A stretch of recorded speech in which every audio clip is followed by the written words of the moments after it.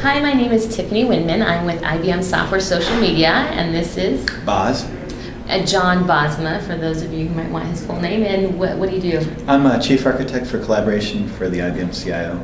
So that's basically our collaboration, social computing, technical capabilities for clients, business partners, and IBM. Great. We were both at the Evan Williams session. He's the CEO of Twitter. With what was the name of the interviewer? Amir Haq. It's I think how you pronounce it. It's from Harvard Business, basically. So we're just going to do a quick kind of what were our kind of takeaways from that session. We were both probably following it, watching it in the room, as well as looking at it in the Twitter channels. Seeing a lot of the back channel. Epic. Yeah, what's your response to what you saw happening there? So it was really interesting. Just about 10 minutes in, I started seeing a couple people get up and start trickling out. You see that in really large, several thousand person presentations, and then it steadily increased the flow. It became a flow, and then the flow eventually became a flood. So I spent the last half hour of the... And you were saying you wanted to create a new book called The Walkout. Yeah, The Walkout, right? Yeah. So it was really interesting what happened.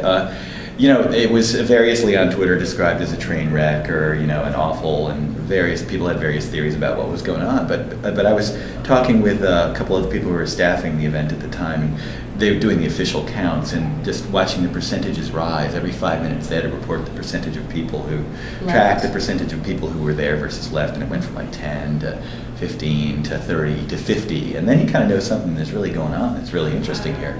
And I know this has happened a couple times before at South by Southwest as well, but this was, this is Ev Williams, this is a big deal, right? And so I actually thought, I was very proud of the audience, because what they were really doing was making a determination that the speech, the interview was not relevant to them, and leaving. They were doing it politely for the most part, except for a few people on the back channel in Twitter. There were some pretty cutting remarks, and then some pretty funny stuff as well. Right. And so I wasn't completely proud of the Twitter chatter. Sure. In that I really enjoyed the feedback. I thought that was great, and I was proud too. They took the control by sharing all that on Twitter, and then they all saw that this is really lame. We're leaving. Well, But sometimes I thought the comments were not very constructive.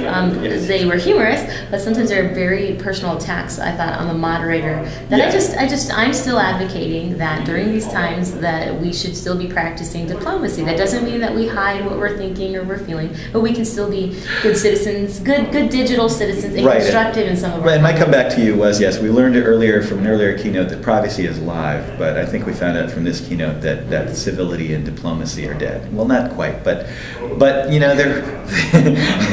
there are some people who won't really be that polite because they feel they're giving better feedback by doing otherwise, or by sharing information with other people out on the internet who weren't even at the event.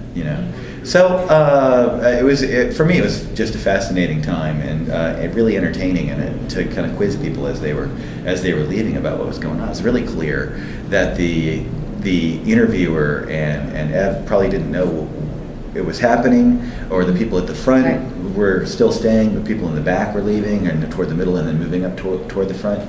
But there was no feedback mechanism. A lot of people mentioned, it's Twitter. If you're going to have a conversation with Twitter, where Ev Williams is talking about openness, you don't have a closed format like an interview setting, an intimate interview where people can't provide input. And a lot of the presentations here have Twitter as the background or some other back channel. Right. And there's nothing like that. Just a few minutes before this happened, but this opened, they took away the microphones from the room. So I think that was for some people, a bad sign. Right. That was one of my biggest disappointments. I was really expecting that they would do something innovative, showing how they could use Twitter as part of the overall conversation as being open. I would have expected that. In fact, if he talked. Williams talked about how Twitter can really be used for the democratization and participation of the public, but that isn't what happened in this environment. And I would have expected that they could have at least integrated the Twitter chatter, or taken questions from that environment, or even taking questions from the audience. And I differ in that slightly, in that I think if this was the audience showing really that they're in control, because as soon as they got out into the foyer area, everybody was talking about it, and they were talking, and even the people who were still in the room were still talking about what was going on, and so they were really demonstrating many of the principles that Ed was describing about who really has control, who provides value. You really need to provide value that's relevant for end users. This is a really great illustration of the potential for social media to make a difference in a presentation or a big event context. And this is coming to the enterprise, and people need to get ready for that. That's right. All right. Well, thanks for sharing. Yeah, just epic. If you get a chance to see the video, watch. It's worth it. Great.